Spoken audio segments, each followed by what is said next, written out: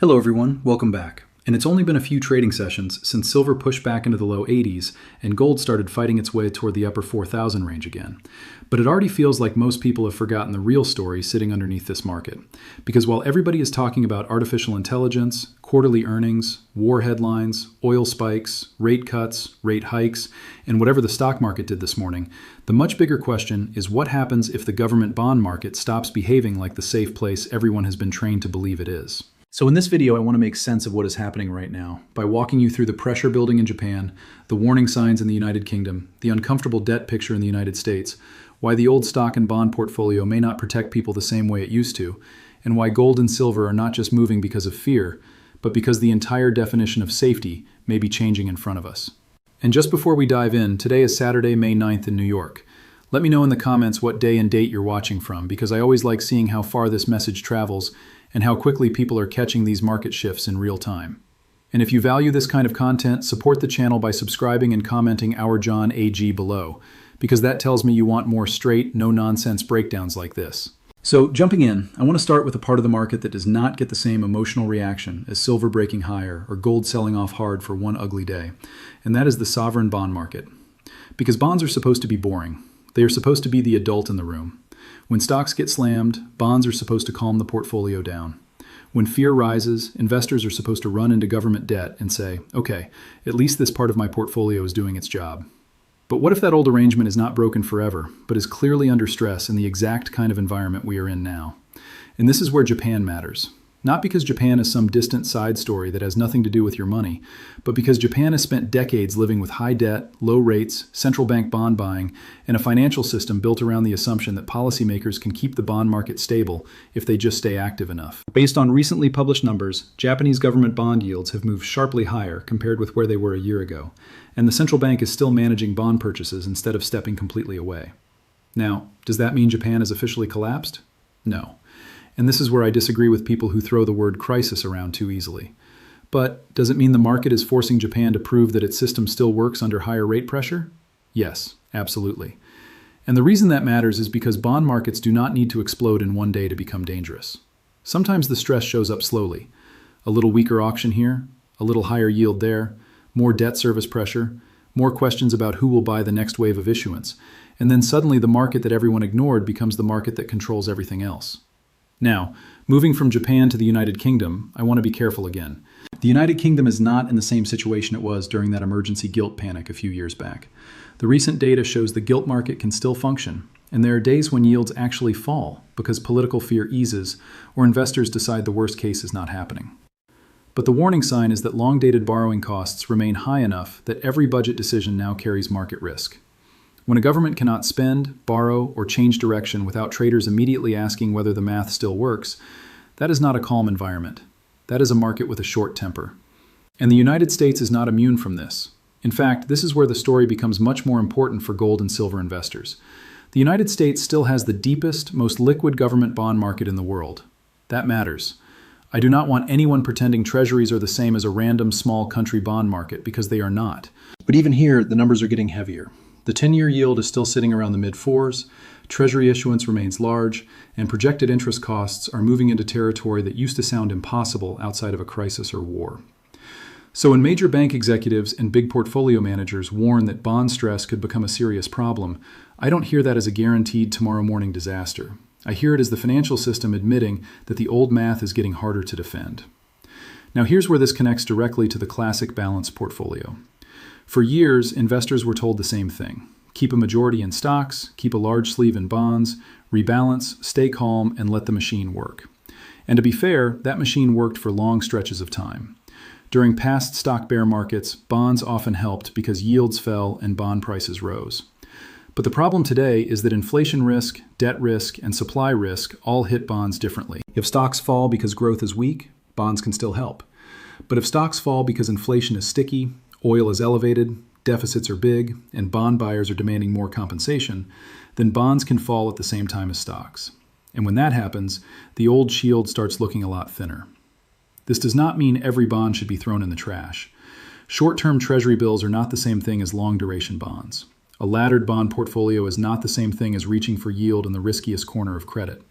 and high-quality bonds can still have a role for investors who need income, stability, or planned liquidity. But the idea that bonds automatically protect you just because they are bonds, that is the assumption being questioned right now.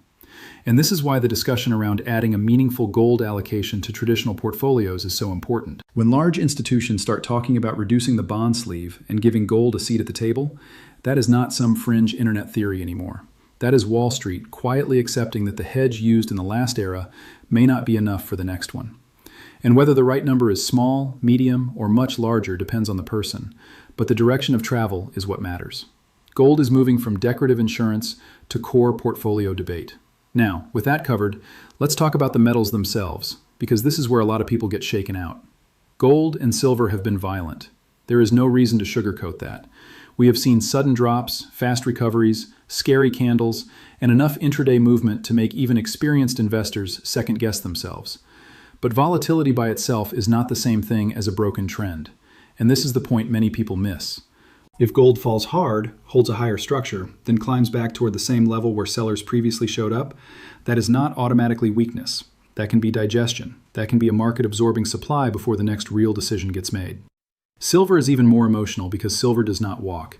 Silver sprints, trips, gets back up, and then runs again when nobody is ready. It dropped hard earlier in the year, recovered far more quickly than weak markets usually do, and now it is trading near a zone that makes both bulls and bears uncomfortable. The bulls know a clean push higher could force momentum buyers back in.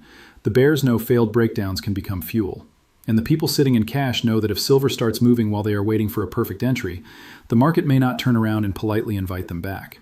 But let's not get ridiculous either. I am not going to sit here and tell you that silver must go to some giant fantasy number by summer just because somebody drew a line on a chart.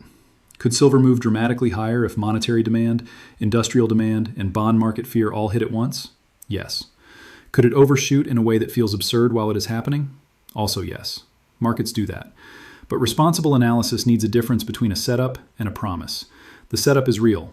The promise is not. The fresh part of the silver story is that it is not only a monetary metal anymore in the way most people talk about it. Recent industry updates continue to show silver tied to solar, electronics, vehicles, power infrastructure, data centers, and the broader artificial intelligence build-out. At the same time, mine supply does not respond overnight just because price moves. You cannot open a major silver mine with a keyboard and a press release. Permits, capital, labor, geology, and politics all matter. So when investment demand returns to a market that already has industrial pull, the price can move in a way that looks irrational, until you remember that the available physical float is not unlimited. And gold has its own story. Central banks are still important buyers, investors who once leaned on bonds are reconsidering what a reserve asset should look like, and in a world where every major government wants growth, lower real debt burdens, and manageable funding costs, gold is basically sitting there saying, I don't need anyone's promise to be money. That does not mean gold goes up every single day. It does mean the reason for owning it has become easier for large pools of capital to explain. Now here's the key question. Are gold and silver rising because the world is ending, or because portfolios are changing? I think the answer is more the second than the first. Fear helps, yes. War headlines help create urgency, yes. But the more durable driver is the slow realization that paper safety is not free. If your safe asset depends on governments issuing more debt, central banks managing yields, and investors trusting future purchasing power, then gold and silver become competitors for that role. And if you're successful, share your success story in the comments so others can stay motivated. Because sometimes one person's discipline during a scary pullback helps another person avoid making an emotional mistake at the exact wrong time. Now, one more piece that deserves attention is energy. When oil gets jumpy, inflation expectations can move with it. And that matters because bond investors hate being paid back in money that buys less. This is why geopolitical headlines are not the whole story, but they can still light the match.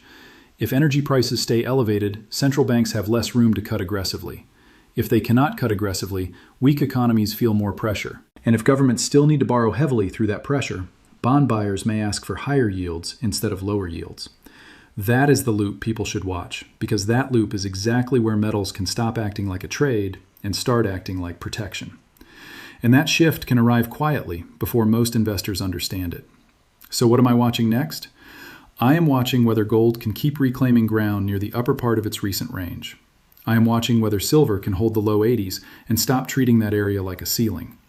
I am watching Treasury auctions, Japanese bond yields, long-dated gilt pressure, and whether the dollar gets support when fear rises or starts acting tired, even when investors are nervous. That last part matters a lot. Because if the dollar stops getting rewarded during stress, the metals market will notice. And as we wrap things up, I want you to remember the main point. The story is not simply sell everything and buy silver tomorrow morning. That is too emotional, and emotional investors usually become liquidity for patient investors. The real story is that the financial system may be moving from a bond-centered idea of safety toward a hard asset-centered idea of safety. That transition will not happen in a straight line. It will come with sell-offs, fake breakdowns, scary headlines, and moments where everybody says the move is over. But if the bond market keeps demanding higher compensation while governments keep needing more financing, gold and silver will remain right in the middle of that conversation. So let me know below. Do you still trust bonds to protect a portfolio the way they did in the past? Or do you think gold and silver are becoming the new defensive core? And if this video helped you think through the bigger picture, subscribe, leave a like, and share it with someone who is still only watching stock headlines while the bond market is quietly writing the next chapter. And finally, remember this. Nothing in this video is personal financial advice. I am sharing market education, context, and my own interpretation of the risks and opportunities I see. Your portfolio, your timeline, your cash needs, and your tolerance for volatility are yours. So use this as a starting point for thinking clearly, not as an instruction to make a rushed decision.